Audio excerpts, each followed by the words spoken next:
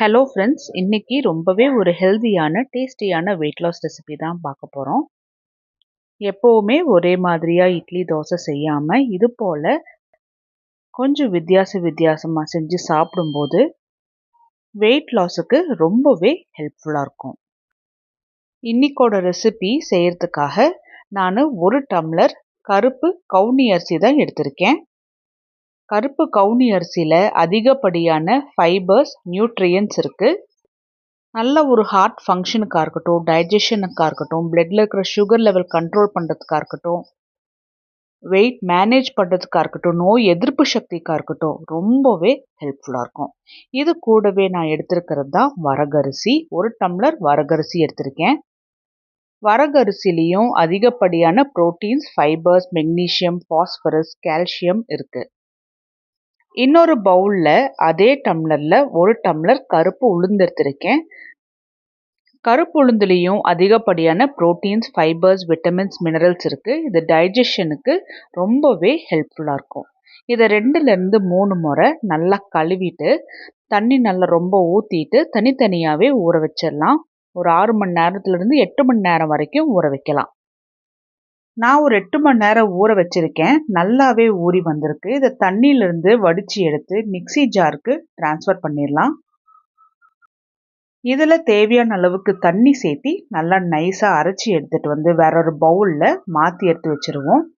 இதே போல் உளுந்தையுமே நான் தண்ணியிலேருந்து வடித்து எடுத்து அரைச்சி எடுத்து இந்த மாவில் ஊற்றிடுறேன்.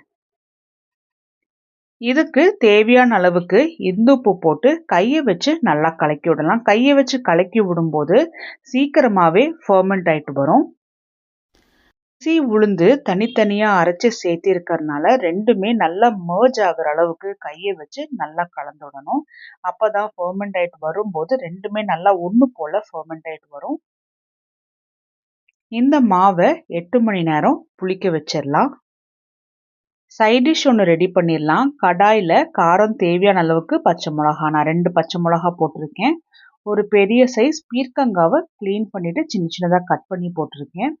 6லேருந்து 7 பல் பெரிய சைஸ் பூண்டு, 2 நார்மல் சைஸ் தக்காளி 4ஆக கட் பண்ணி போட்டிருக்கேன்.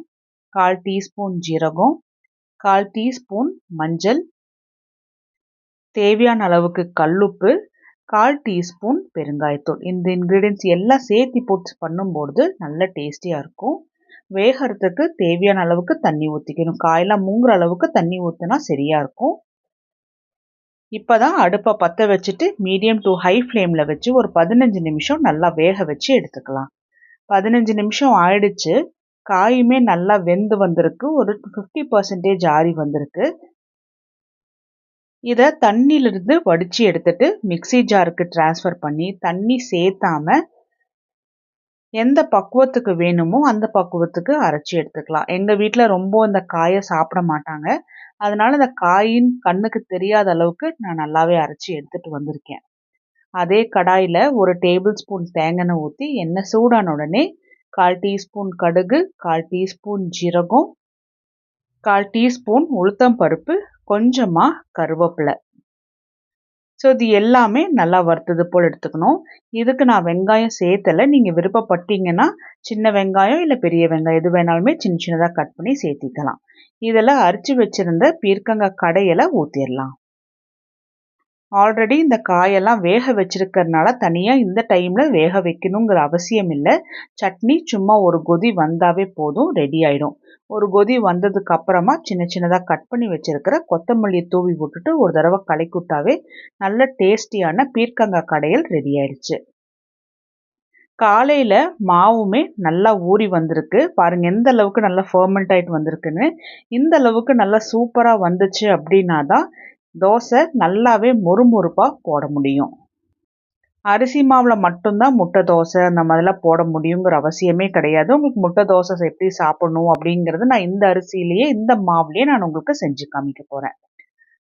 தோசை தவா கொஞ்சமாக சூடானதுக்கப்புறம் ஒரு குழிக்கரண்டி அளவுக்கு மாவு ஊற்றி நான் எப்பவும் போல் தோசை நல்லாவே தின்னாக போட்டு எடுத்துக்கிறேன்.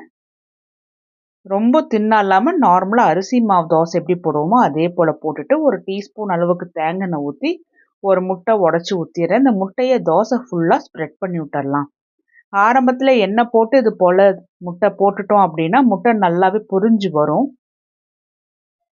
இதில் காரம் தேவையான அளவுக்கு சாம்பார் பொடி போட்டுக்கலாம். நான் நல்லாவே கொஞ்சம் தூவி விட்டுட்டு இது கூடவே கொஞ்சம் உப்பும் தூவி விட்டுட்டு ஒரு பக்கம் நல்லா வெந்ததுக்கு அப்புறமா இன்னொரு பக்கம் அப்படியே திருப்பி போட்டு 2 நிமிஷம் வச்சுட்டு அப்படியே திருப்பி எடுத்துட வேண்டியதான்.